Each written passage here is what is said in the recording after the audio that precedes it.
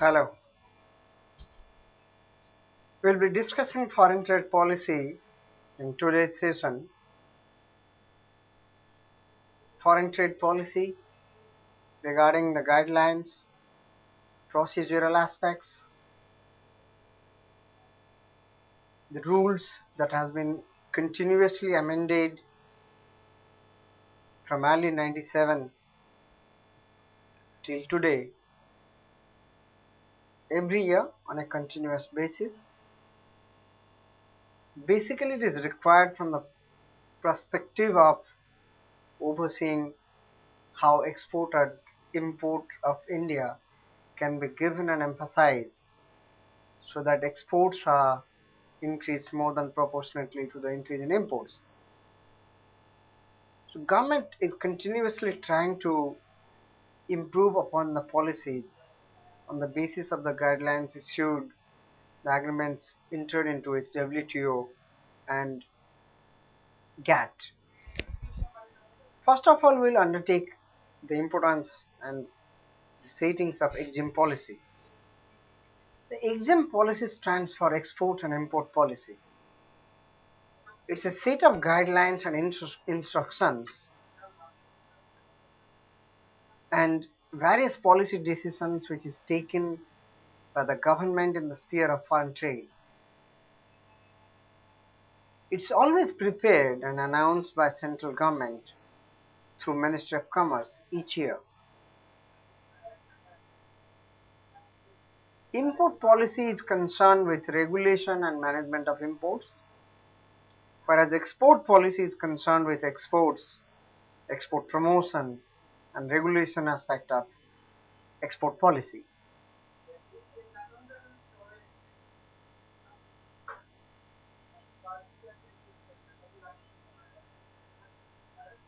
The Union Commerce Ministry, under the aegis of Central Government of India, announces the integrated foreign trade policy once in 5 years. The 5-year policy which is announced by the Commerce Ministry is known as EXIM policy. This policy is updated once every year with some required modifications and new schemes. New schemes comes into effect on the first day of financial year every year. The EXIM policy of Government of India was first adopted in 1985. It was a 3-year policy and the main objectives were to stabilize import and export policy and to remove uncertainty so that industries could frame long-term goals. And long-term goals means passage of capital, source of capital, from what sources the industry can generate capital with a low cost. And these low costs depended upon the willingness of the government to allow on a long-term basis to the industry so that the industry can plan with the given rules of uh, integration so that the rules are not allowed to keep on changing every day. So the variability was one of the aspects which were looked into by the central government Ministry of Commerce. The following steps were announced in 1985 in the very first EXIM policy. Strengthening the base of export production. Emphasis given to produce goods which are primarily be in production for export purpose. Improvement in administration, cutting down bureaucratic hurdles. Relaxation in imports to promote exports. To provide facility for technological improvements. Import substitution method, which means in some selected spheres, because allowing unlimited amount of import means requiring large amount of investment in foreign exchanges. So that is why import substitution was one of the methods which was adopted all over the world, that instead of importing you can produce substitution goods. This EXIM policy also helped and wanted to compete in foreign market. So it wanted to help Indian producers be competitive in the foreign market, and it also wanted to relax the process of getting inputs. The government announced a new exempt policy in 1990. The objective was to encourage rapid and sustained growth in exports. By this time, the government was already thinking of relaxing the liberalization norms, opening up Indian economy to outside world.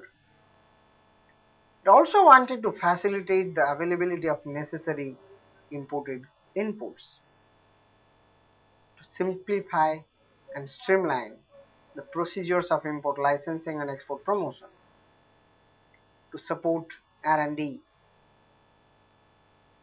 and developing institutions for building of scientific and technological capability, like doing R&D through IITs, doing R&D through RITES. So various organizations were given a boost from the side of governance that they can go into scientific and technological R&D. To promote efficient import substitution, this was one of the goals. Again, this was emphasized from the point of view that India was at the minimum total of its balance of payment. The official reserves were at the lowest. So import substitution and self-reliance was given an unhindered pat from these perspectives. One of the salient features of policy was the list of items imported under open general license were expanded, which means you can import those goods without a specific license. So if a general license is with the importer, then it would be permissible for him or that institution to be able to import commodities from outside. Import of certain raw materials such as petroleum products, fertilizers, seeds and etc. canalized through public sector agencies like Food Corporation of India, like Mineral and Metal Trading Corporation, MMTC. At the same time, a good fillip was given to the industry that one automatic licensing route was introduced under which up to some percentage of the value of previous year's license can be imported. So which means you do not require the license to be renewed every time. You can be able to purchase some amount of imported goods up to a specific percentage without having to renew the old existing license. But critics have noted some points. This exempt policy was adversely affecting the growth of capital goods industry because the capital goods were strictly under the process of licensing. Import policy, which was relaxed, that goods can be imported without a specific license required for some period of time, they are going to hit small scale industries. Similarly, it could potentially affect the indigenous industry adversely. Technological degrading in the name of technological upgrading was allowed, which was earlier not possible.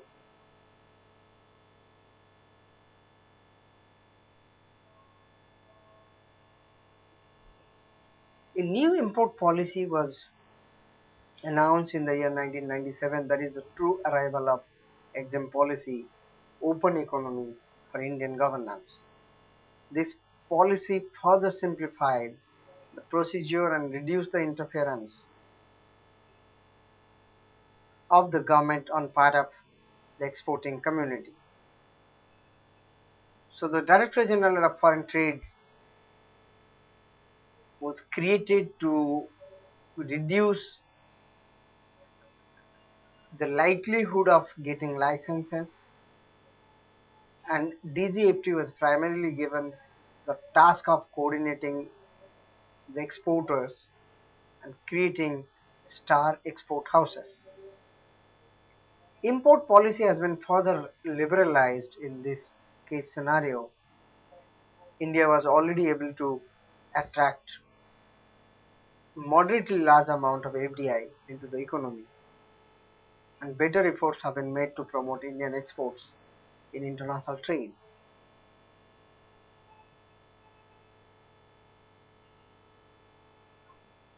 In 2002 to 2007, Mr. Murasuli Maran, the former Commerce Minister, announced the EXIM policy.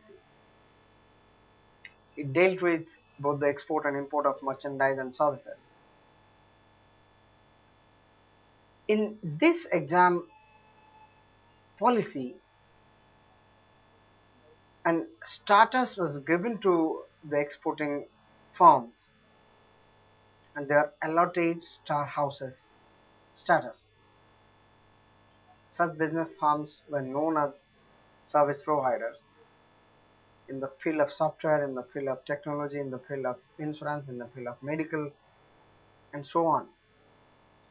The objective was to encourage economic growth of India by providing supply of essential raw materials, intermediary commodities, components and equipments, consumables, and capital goods, which were required primarily for augmenting production and providing service within the same sector. It was also looking at to improve technological strength and efficiency of Indian agriculture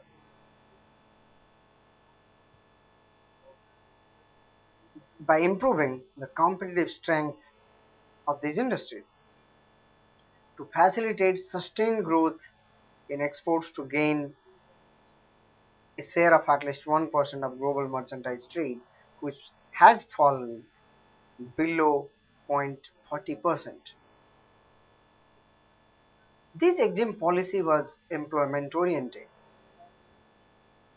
In agriculture, export restrictions like registration, packaging requirement were completely removed.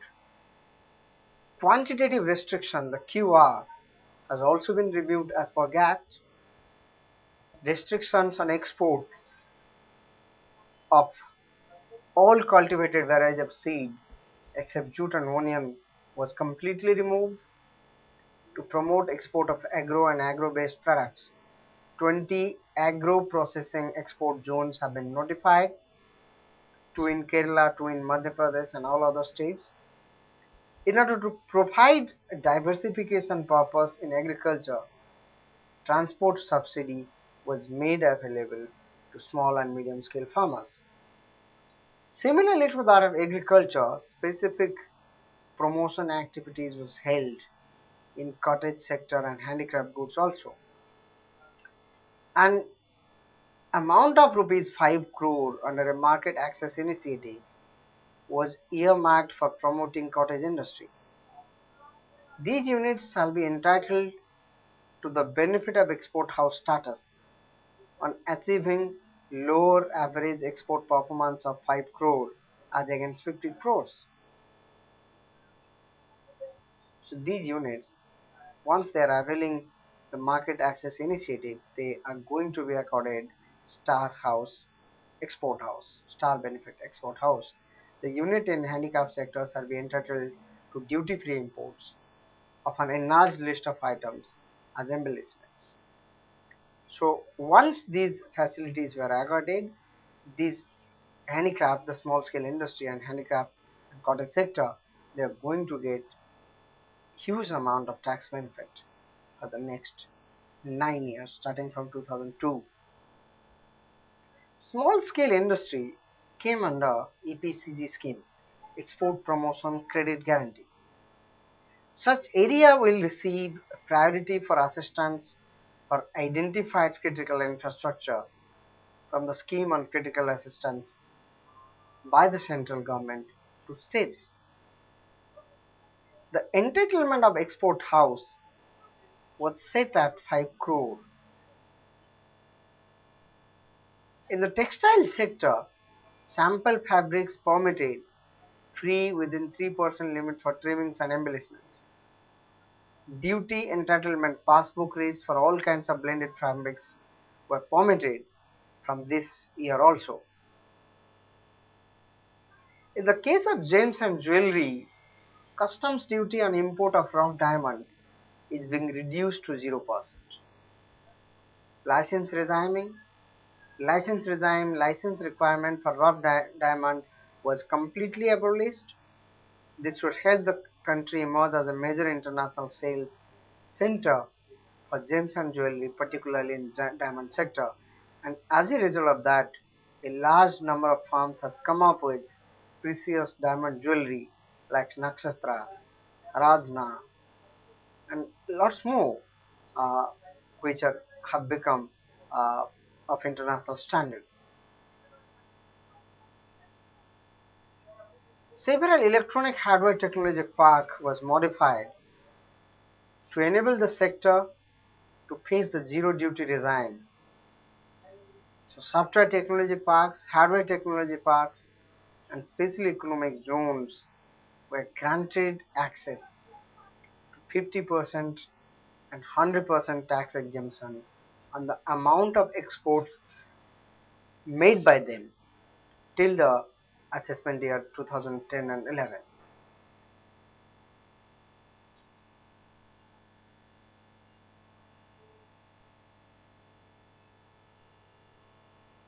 This policy focused on all-round development of Indian industry, whether the industry was technology oriented or growth oriented. The contribution of agriculture and allied industry was also increased to exports with the help of certain privileges and incentives. The cottage industry has also started to contribute to exports. The focus was on small and medium scale enterprises. This policy helped in developing the industrial sector by importing capital and raw material goods duty free because of opening up the economy, which was made possible in year 1991. The annual supplement to FTP 2004 and 9 announced by Union Commerce Ministry on April 7, 2006 has addressed the long-standing demand of exporters to cut down transaction cost. Apart from providing a slew of new export incentives, the policy has promised to beef up electronic data interchange system for online filing of advance license. License under Export Promotion Capital Goods Scheme, the EPCG scheme which was announced earlier, and reform under Duty Entitlement Passbook DEPP scheme was also required to be made available through electronic filing system. This policy announced looked at increasing India's percentage of global merchandise trade from 0.7% in 2003 to 1.5% in 2009, and this was roughly achieved by Indian industry. This policy also acted as an effective instrument of economic growth by giving a thrust to employment generation. The thrust was given in particular semi-urban and rural sectors.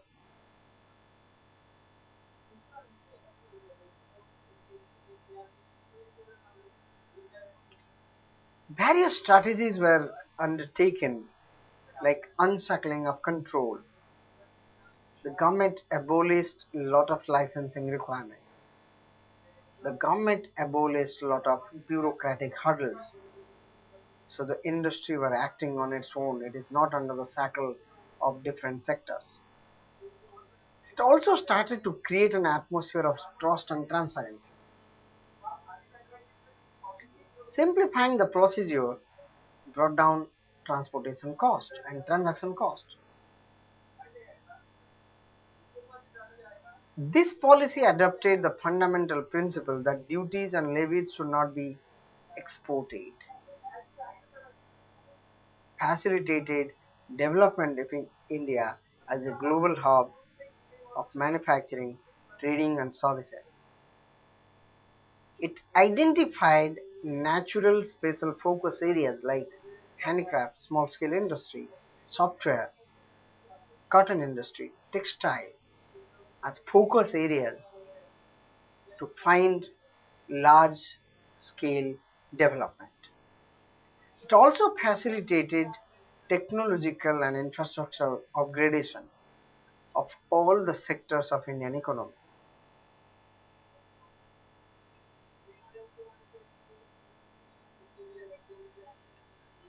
This increase was also accompanied by a 32% increase in imports, which means total imports stood at $140 billion. The trade deficit for the year 2005 and 6 was 39 billion, up from 25 billion in previous year. The Minister of Commerce and Industry said that our imports have grown 32%, out of which the oil bill was $43 billion. So our non-oil bill was $97 billion, a full $4 billion lower than our exports. So if you take out the oil bill from our import bill, or we will be a balance of trade surplus nation. So on the non-oil front, we have a trade surplus, balance of trade. So we have to look into producing more oil resources.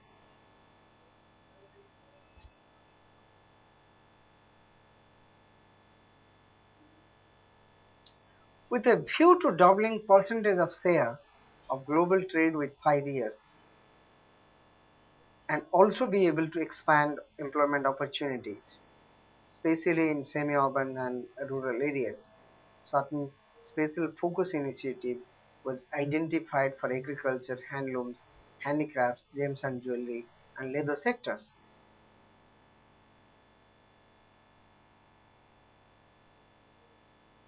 A new scheme called Brise's Krishi Upaj Yojana for promoting the export of fruits, vegetables, flowers, minor forest produce has been introduced. Import of capital goods shall be permitted duty-free under EPCG for agricultural units. Specific funds will be earmarked for promoting handloom and handicraft goods. Duty-free in import entitlement of specified trimmings and embellishments shall be 5% of FOB value of exports, which means in case of handicraft goods, goods can be exported out of India without being levied any kind of countervailing duty and anti-dumping duty if required. New towns of export excellence with a threshold limit of 250 crores shall be notified, and town of excellence has actually been earmarked.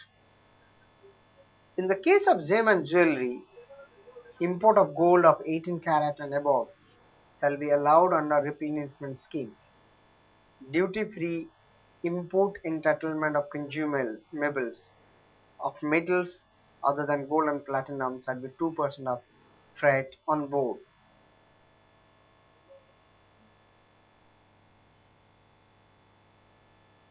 The minister also announced the government initiative that the Board of Trade shall be revamped. It is going to be reassessed and given a clear and dynamic role in advising the government on relevant issues connected with foreign trade policy. There would be a process of continuous interaction between the Board of Trade and government in order to achieve the desired object of boosting India. So trading is given a parameter. Trading is going to be given, export in particular, a fillip by the government. A scheme called Target Plus has been introduced. Duty-free credit would be entitled to exporters on incremental exports. For incremental growth over 20, 25 and 100%, duty-free credit will be given 5, 10 and 15% respectively on the freight on board value of incremental exports. So if somebody is going overboard and going above his target, he will be given a duty drawback. A scheme called South from India as a brand instantly recognized abroad, in which individual service providers earning foreign exchange of 10 lakh will be eligible for 10% total foreign exchange earnings. So service export was recognized as a sector which can take upon the chance of increasing Indian exports in a rapid manner. So people and firms earning as less as 10 lakh would be eligible for 10% duty drawback under this scheme. The duty-free import under EPCG was allowed up to 5%. Export-oriented undertakings shall be exempted from service tax in proportion to their exported goods and services. The minister also announced the accordance of Star Export House recognition. If an export house has a turnover of more than 25 crore, it will be a 1-star export house, 100 crore 2-star, and 3-star is given to 500 crore. 4-star export house order has been given to an export house whose turnover is more than 1500 crore, and 5-star to 5000 crore. These export houses will be entitled to a number of privileges, including fast track clearance procedure and exemption from furnishing bank guarantees. Import of second-hand capital goods to India shall be permitted without any age restriction. And the government also announced quite a number of biotechnology parks to be set up, and in that regard, the first biotechnology park in India was set up in uh, Hyderabad. A duty drawback scheme is administered by the Directorate of Drawback, Minister of Finance. An exporter can claim a duty drawback which was paid as customs duty on imported goods if it satisfies that the indigenous raw material or component was allowed under the same rule. Similarly, an excise duty refund was also allowed. Excise duty is a tax imposed by the central government on goods manufactured in India. Excise duty is collected at source before removal of goods from the factory premises. Export goods are totally exempted from central excise duty.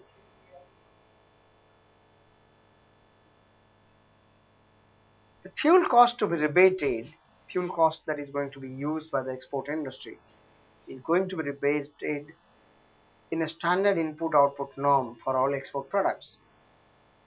This should bring down the cost, and this will also enhance the cost competitiveness of our export products. To encourage relocation of industries to India, plant and machineries would be permitted to be imported without a license, where the depreciated value of such plants being relocated exceeds 50 crore. The government also held a proposal for setting up of foreign trade warehousing zones, which may be made by public sector undertakings or by joint ventures in technical collaboration. This proposal was considered by Board of Approval in the Department of Commerce. On approval, the developer will be issued a letter of permission for the development, operation and entrance of foreign trade warehousing zone. Foreign direct investment was allowed up to 100% in the development and establishment of the foreign trade warehousing zone. The proposal must entail a minimum of 100 crore for the creation and development of the facility, and it should have a minimum built-up area of 5 lakh square meters in all.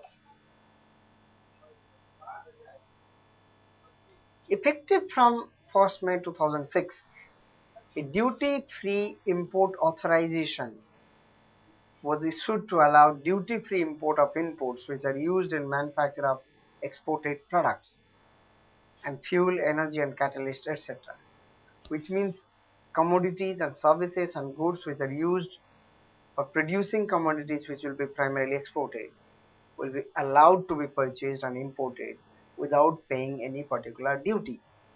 So duty-free import authorization is issued on the basis of input and exports which are given under standard input and output norms.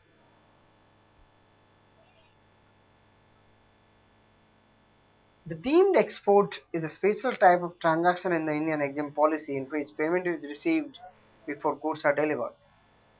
The payment can be done in Indian rupees or in foreign exchange. As the deemed export is also a source of foreign exchange, so the Government of India has given the benefit of duty-free import of inputs in this case also. The policy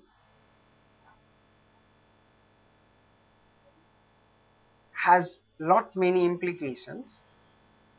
It is claimed that the first time the nation has presented such a comprehensive policy for the benefit of import and exporting industry. This policy provided benefit to some thrust areas, which are agriculture, handicrafts, and handlooms. These industries are primarily dominated by small and medium scale enterprises. They help boosting export and also create adequate employment facility. By rationalizing the star export houses, it helped in encouraging small export houses.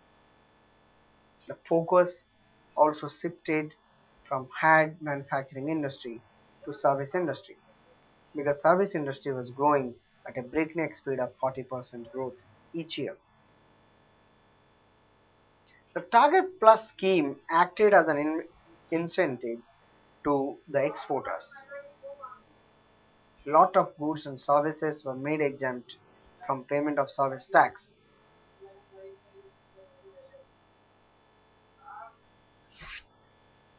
But what was worrisome in this aspect was that India's oil import bills increased from $29 billion in 2004 and 5 increased to $43 billion in 2005 and 6, largely on account of high global oil prices. India's imports nearly touched 75% of crude oil requirement and petroleum products like LPG from outside.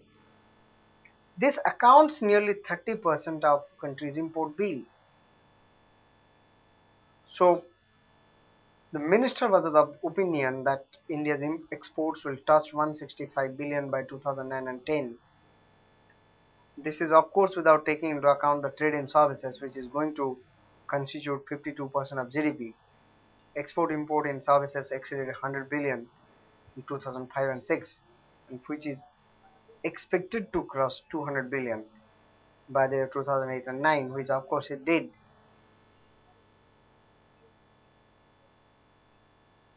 Export from many sectors surpassed the primary expectations. Project goods and exports grew at 173%. Exports of non-ferrous metals, guar, gum, computer software in physical form, rice, pulses, dairy products, they all recorded a growth of more than 50%. Commodities like man-made staple fibers, cosmetics, toiletries, iron ore, coffee, processed food and transport equipment grew at the rate of above the average, that is more than 25% during this period. So export recorded maximum growth. Likewise, India is also steadily increasing its share in important markets. Growth in exports to United Kingdom has grown 30%, to Singapore 54%. India's exports to South Africa grew at 44%, while that of China grew at 35%. So, which means a lot of new markets are being targeted because of the focus strategy which has been adopted by Ministry of Commerce of late. While the industry's demand for a duty-free import of machinery has been rejected, the government has decided to give greater flexibility to exporters under Export Promotion Capital Goods Scheme. It has decided to extend export obligation period by another 2 years for those exporters that are unable to meet their obligation on time. However, such an extension will be allowed only on the payment of 50% of the duty payable in proportion to unfulfilled export obligation.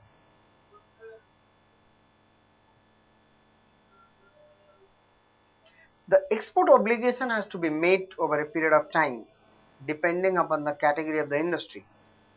For instance, in case of agro-based industry, the exemption is allowed subject to fulfillment of export obligation equivalent to 6 times the duty saved over a period of 12 years from the date of issue of authorization, which means the export has to be 6 times that of duty saved.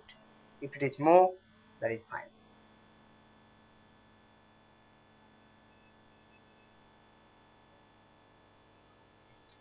But a number of situational exporters find it difficult to maintain average export performance owing to reasons such as sickness and international market dynamics. In all such cases, exporters approaches the government for an extension of the time period permitted for such exports. Such cases are now being examined, considered by the government on a case-on-case basis. Moreover, obligations to meet a base level of exports every year have also been streamlined to give exporters the flexibility to cover up for lack of exports in one year in subsequent years.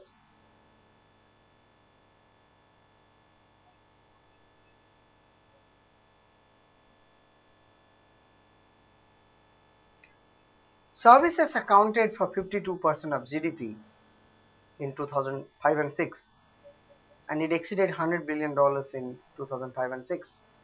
The supplement to the foreign policy makes service exports in Indian rupees, which are otherwise considered as having been paid for in foreign exchange by RBI, will now qualify for benefits under Soft from India scheme. The Soft from India scheme was actually extended to Western and South African countries to attract more buyers and more market.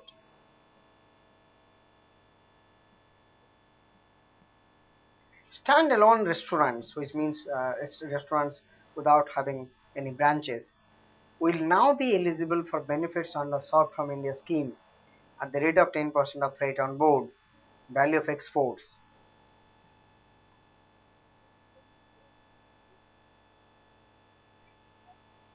What came as a major relief to exporters who have been paying service tax and fringe benefit tax on exports?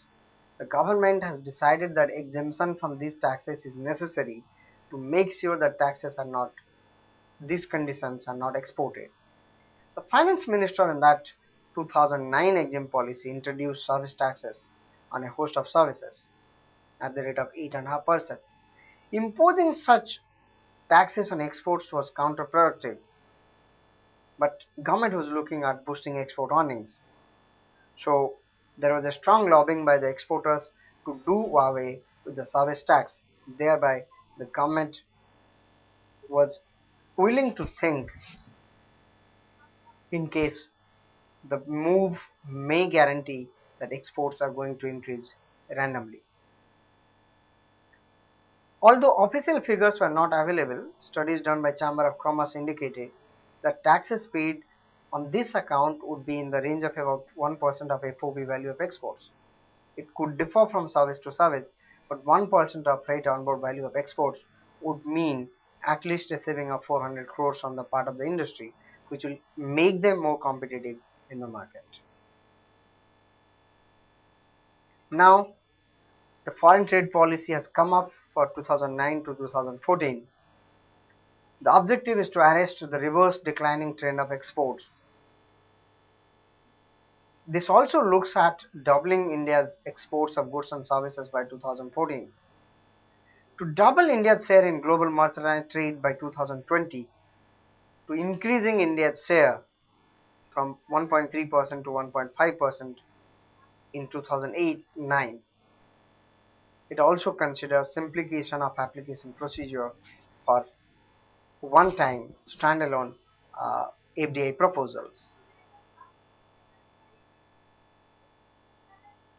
to encourage exports through a mix of measures including fiscal incentives, institutional changes, procedural rationalization, effort for enhancement of market access, and diversification of export markets.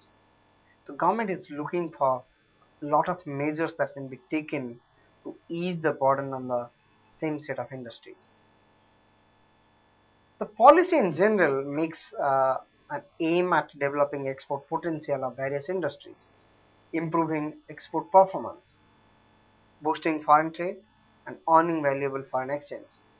The foreign trade policy assumes great importance in 2009 and 10 specifically because of world's largest economies were battered by the recessionary trend. A fall in exports will lead to closure of several small and handicraft good industry, resulting large-scale unemployment in some of the sectors. Export target has been set at 200 billion for 2010 and 11, which is widely expected to be covered. Export target has been set at 15% for next 2 years, 11, 12 and 12 and 13, and 25% thereafter for next 15 years.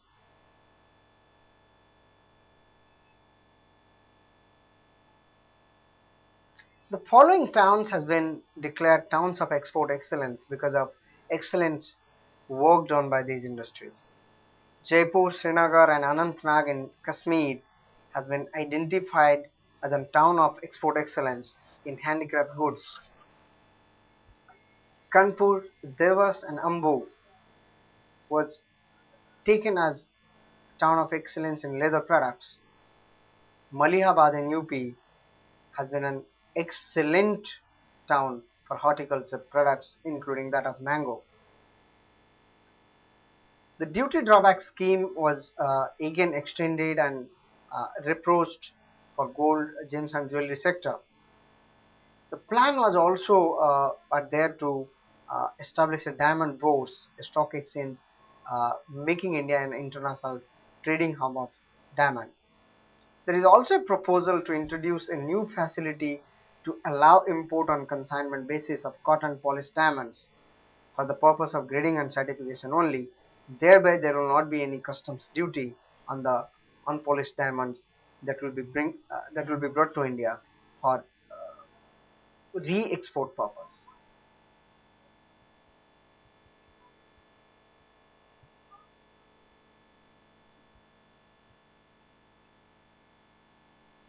There has been an introduction of scheme for export-oriented undertakings. Export-oriented undertakings have been allowed to sell products manufactured by them in DTA, domestic tariff area, up to a limit of 90% instead of existing 75%, without changing the criteria of similar goods, which means the export-oriented undertaking is allowed to procure finished goods for consolidation along with their manufactured goods, subject to certain safeguards. Export-oriented undertaking has been allowed send-back credit, central value-added tax credit facility, on freight on board criteria. So we have discussed all these things in detail. So foreign trade policy is a policy for sustaining and increasing India's effective exports to rest of the world, to enhance technological strength, to be able to do research and development, to increase the efficiency of industry, in particular that of agriculture, of handicraft, gems and jewelry. The thrust has been given on EPCG schemes and setting up of export-oriented undertakings and special economic zones. So this tries to encourage the attainment of internationally accepted standards of quality, so that Indian exports can be more competitive and will be able to earn India valuable foreign exchange over a long period of time. So I've come to the conclusion. We'll be meeting next time with a new topic. Till then, goodbye and thank you very much.